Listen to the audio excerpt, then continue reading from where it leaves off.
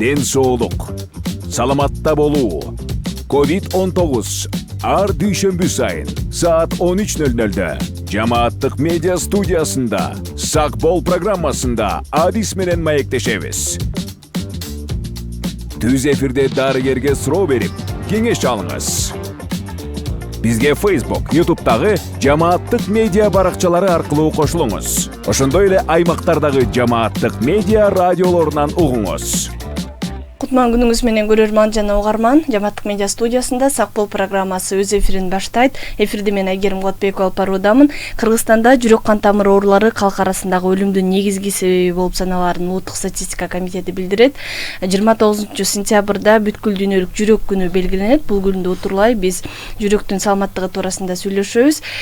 Бүгүн биздин студияда мейманда Мирахимов атындагы Улуттук кардиология жана терапия борборунун клиникалык жетекчиси, врач-кардиолог Бактыгүл Буланова. Кутман күнүңүз менен студияга кош келдиңиз. Саламатсыздарбы?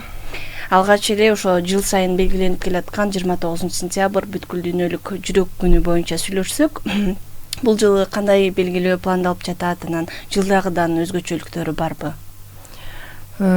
Бул бүткүл дүйнөлүк жүрөк күнү 1999-жылдан бери белгиленип келатат.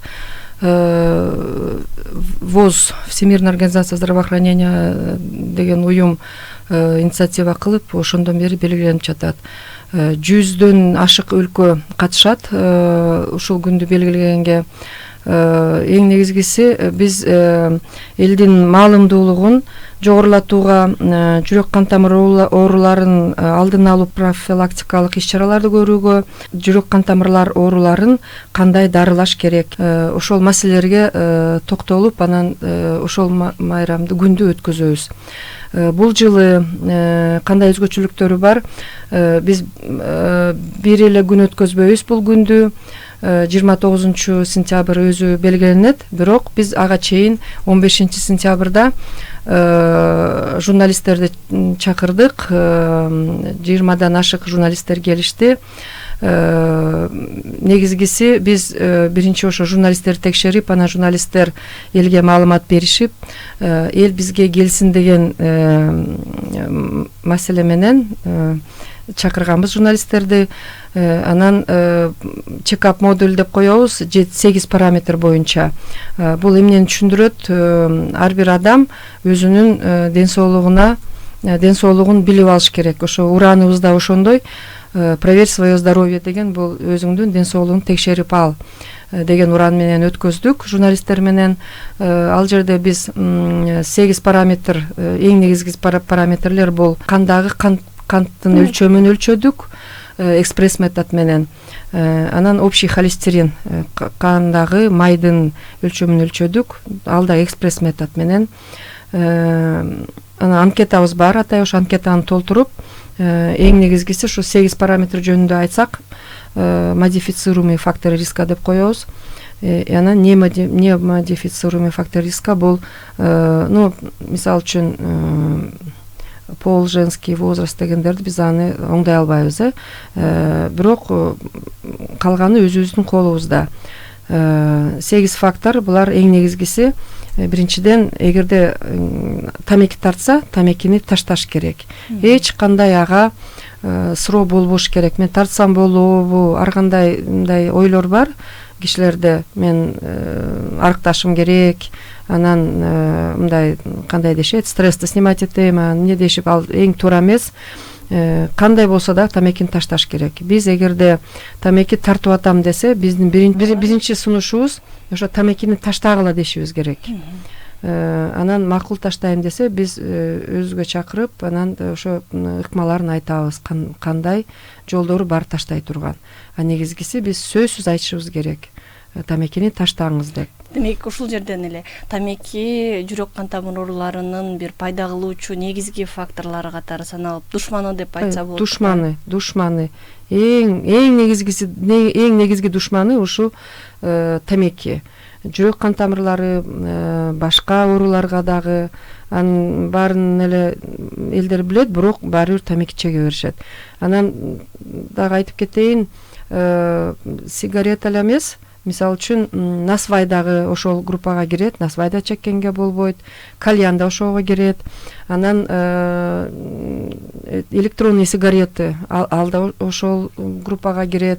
В общем, эч кандай курение деген, тамеки тартуу деген болбош керек.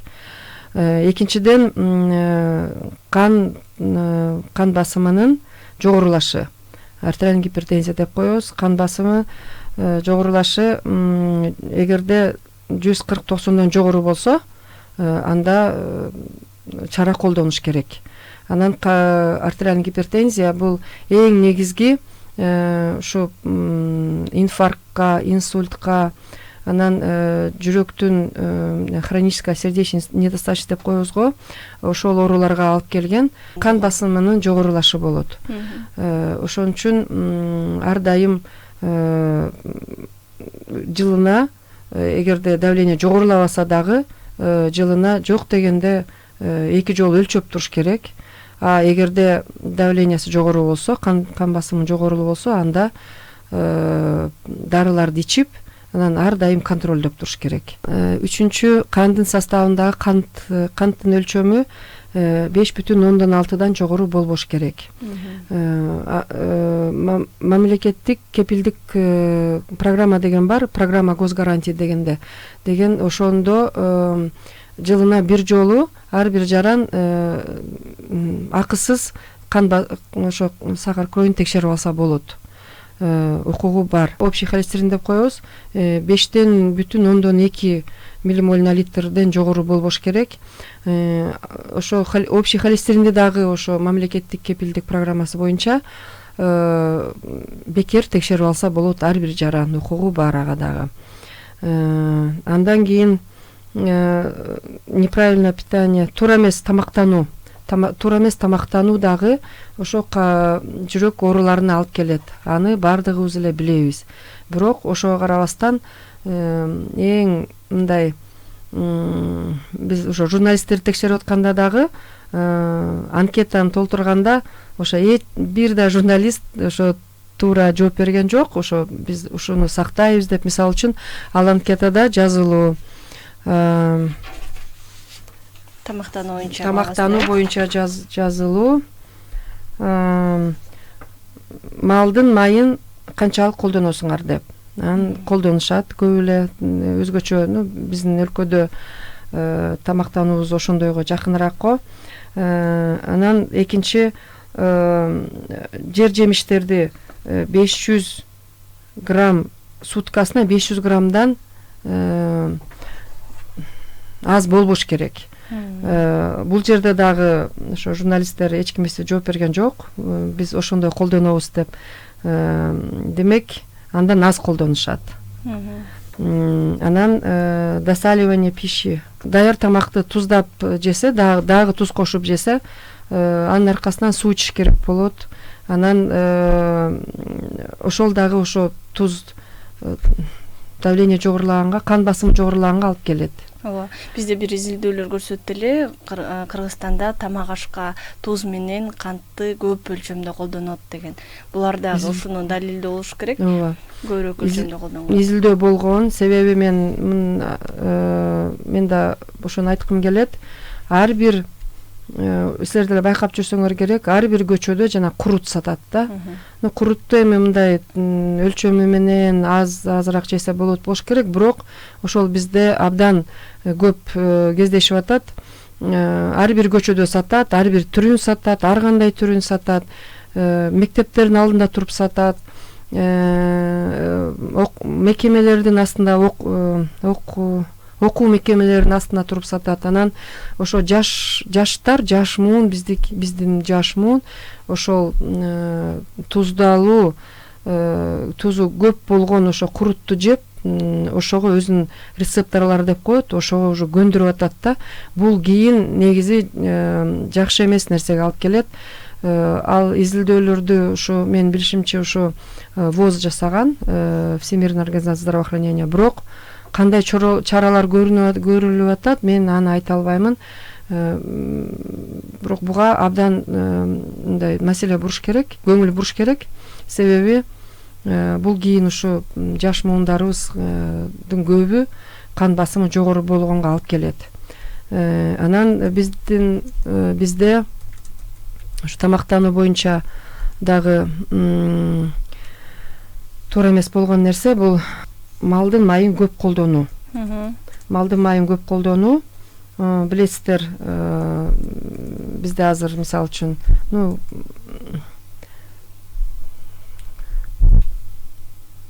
көбүнчөсү койдун этин колдонобуз. Койдун эти өзү негизи арык кой союлбайт да, майлуу этти колдонобуз, бирок көбүнчөсү уйдун этин колдонуш керек.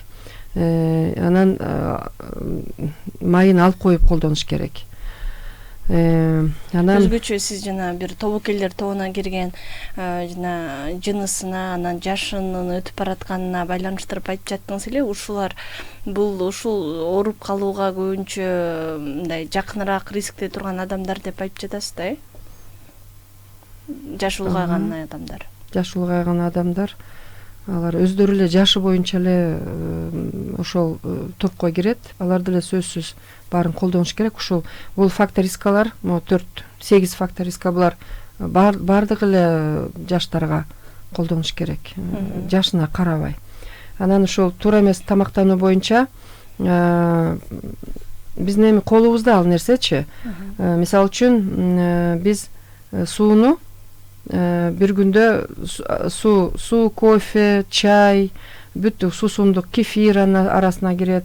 1,5 литрден аз ичпешибиз керек суткасына. Бирок эгерде мисалы үчүн жүрөк оорусу бар болсо, жана хроническая сердечно-сосудистый деп коебуз, андай болсо анда мындан азыраак 1 литр 200 же болсо 1 литр ушундай ичиш керек. Аны доктор менен кеңешип алыш керек канча. Бирок 1,5 литр сутка ичиш керек да. Анан жер жемишти 500 граммдан аз эмес жеш керек суткасына. Ошон приблизительно өлчөп алып мындай ар дайым жеш керек. Баары эле бышырылган эмес, чеки бойдон дагы. Анан нан, макароны, кесме 400 грамм күнүнө, суткасына 400 грамм болуш керек. Мындан көп болбош керек да. Демек, камырдын можно меньше, да. Мындан аз болсо болот, бирок 400 грамм да. Анан сүт, балык, эт ошо 200-300 грамм суткасына болуш керек. Анан май, жаңгактар где-то 50 граммга чейин суткасына жеш керек. Таттууну болсо, жебегенге аракет кылыш керек. Вот ушундай бул пирамида сыяктуу сүрөттөрдү бар эле билишет болуш керек, ушуну сакташ керек. Бирок бул өзүбүздүн колубузда да турабы. Анан кийинки фактор болсо, бул ашыкча салмактуулук. Индекс масса тела деп коебуз, бул оңой эле саналат. Вес, салмакты килограмм в килограммах да. Анан ошону эмеге бөлүш керек, боюна бөлүш керек, метр квадрат, килограмм на метр квадрат. Индекс масса тела деп коебуз, ал 25тен жогору болбош керек. Негизи мындай ашыкча эттенбегенге аракет кылыш керек. Кийинки фактор болсо, бул физическая активность аз, кыймылсыздык. Аз кыймылсыздык бул ошо жүрөк кан тамырларынын оорусуна сөзсүз түрдө алып келет.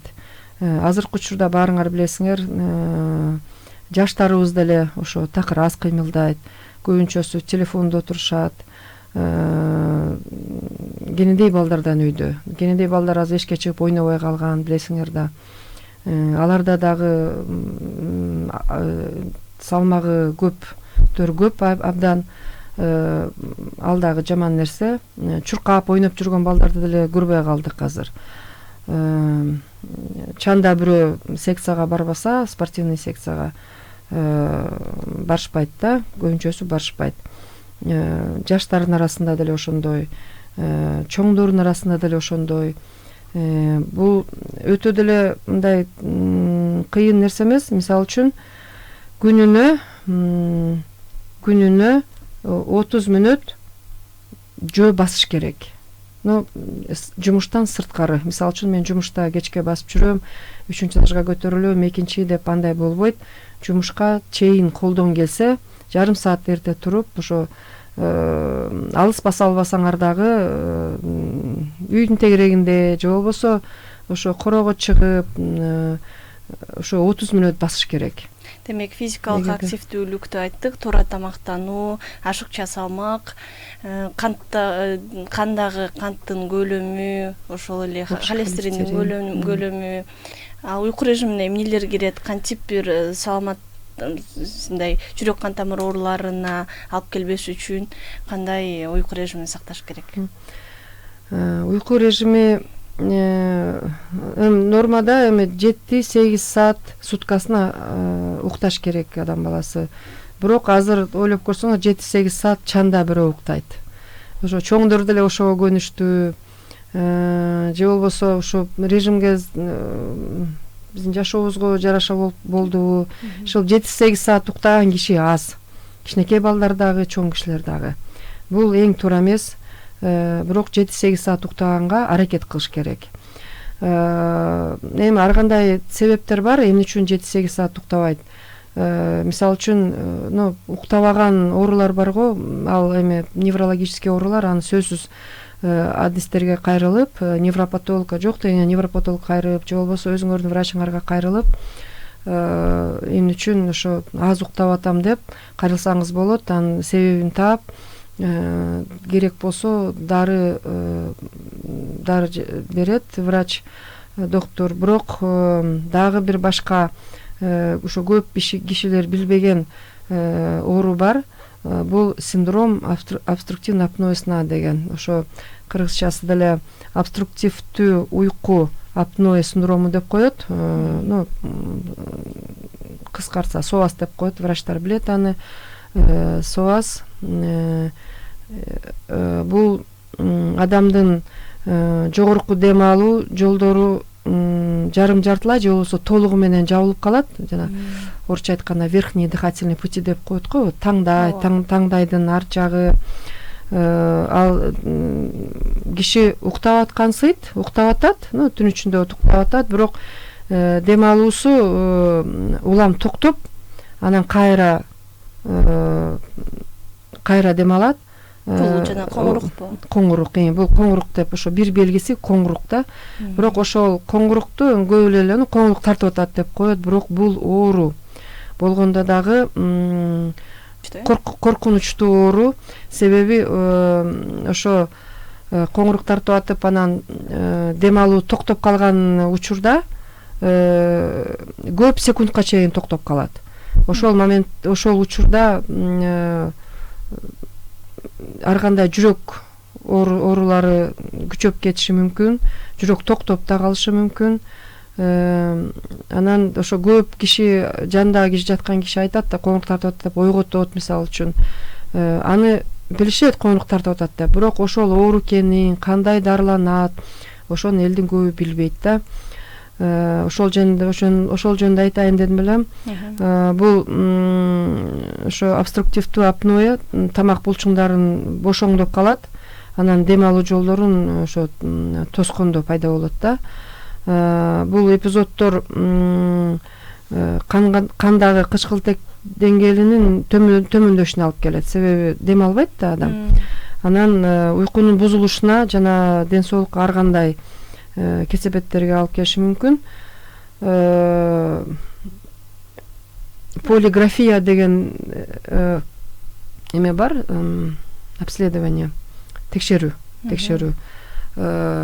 Ошо, башка жактарда айта албайм, региондордо барбы, биздин центрде бар, биздин улутта, биздин улуттук борборубузда бар. Аны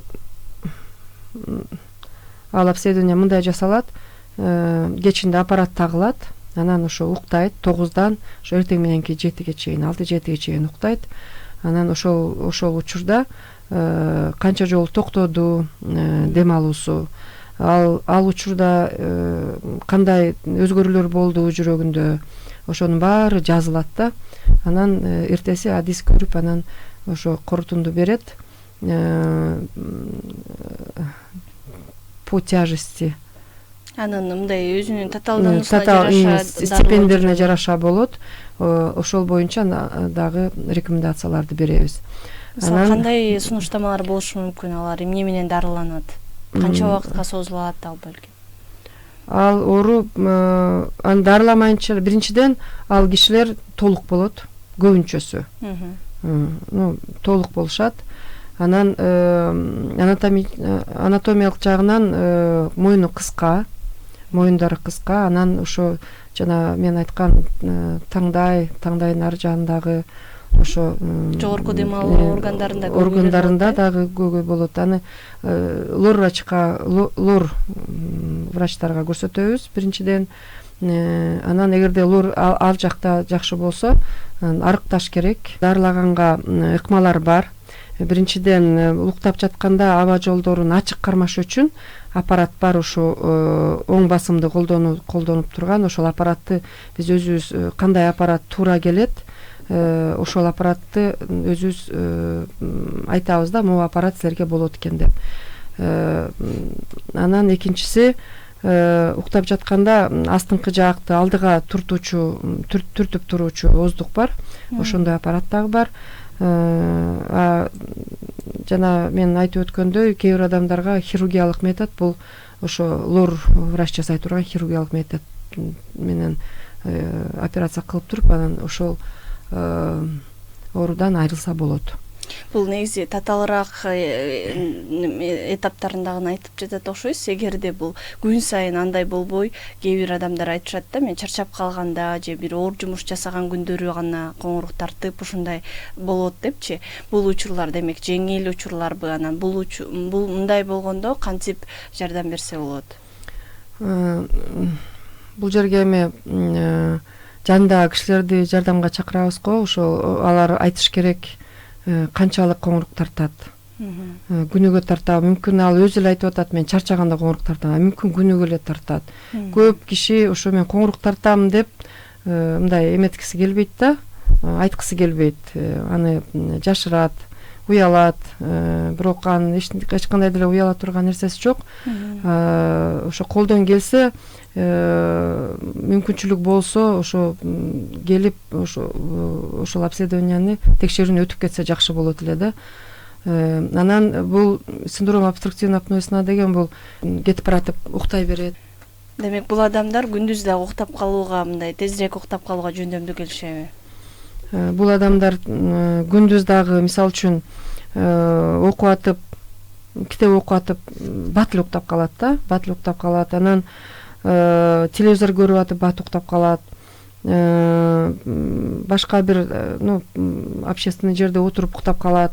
Ушундай атай шкала Эпфорта деген бар. Швейцарский ученый ушундай шкала Эпфорта чыгарган. Ошол боюнча да биз балдарды жазабыз. 1 балл, 2 балл, 3 баллга чейин коюлат. Анан машинаны айтып баратып уктап калгандар да болот. Ал бул оору аварияга да көп алып келет да. Мисалы үчүн чет мамлекетте авария болсо ушуну текшерет. Ушул оору бар бекен бул кишиде деп. Эгерде бар болсо, даже эгерде сотко бара турган суроолор болсо, ошо доктордун чечими ушуга деле корутунду берет да. Ушу бул оору бар беле жок беле деп. Анан бул шкала Эпфорттан аягында ошо корутунду чыгарабыз. Канчалык деңгээлде уктайт экен күндүз. Эгерде жогору деңгээл болсо, средняя чрезмерная дневная сонливость. Эгерде 13-төн 24 баллга чейин болсо, анда дарыланганга туура керек. Текшерип, анан дарыланганга туура керек болот. Ой. Демек, бул жылы биз ошо ден соолугуңду текшер деген уран астында бул жүрөк күнү белгилеп жатыптырбыз. Анан бул 8 көрсөткүч, демек адамдарда ушул 8 көрсөткүч сергек жашоо образын пайдаланса, бул жүрөк кан тамыр ооруларына алып келбей алдын алуу жолдору катары дагы көрсө болот экен да. Бизге бөлүнгөн убакыт соңуна чыгып келатат. Сизге ыраазычылык билдиребиз. Анан эфир соңунда өзүнүн ден соолугун текшериш үчүн негизи эле ушу жүрөк кан тамыр оорулары, жүрөк сак саламатта болуш үчүн эмнелерди кылыш керек деген дагы кошумча алып кетсеңиз болот. Ошо негизгиси ошо ден соолук чыңдаш үчүн, ден соолугу жакшы болуш үчүн ар бир адам ошо биринчиден ошо доктурларга барып туруш керек, кайрылып туруш керек. Анан эң негизгиси өзү жоопкерчиликтүү болуш керек. Биз азыр айтып өткөн ошо параметрлерге эми баары эле мындай кыйын эмес. 8 параметр ушуларга көңүл бурса, жүрөк кан тамыр оорулары кескин түрдө азаят деп ойлойбуз.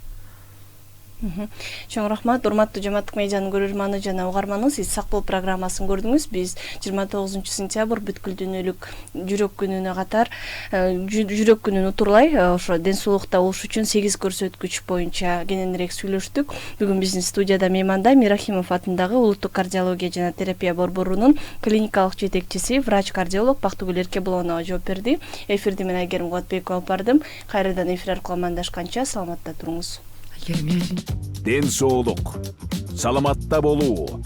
COVID-19 ар дүйшөмбү сайын саат 13:00-дө Жамааттык медиа студиясында Сак бол программасында адис менен маектешебиз. Түз эфирде дарыгерге суроо берип, кеңеш алыңыз. Бизге Facebook, YouTube'дагы Жамааттык медиа баракчалары аркылуу кошулуңуз. Ошондой эле аймактардагы Жамааттык медиа радиолорунан угуңуз.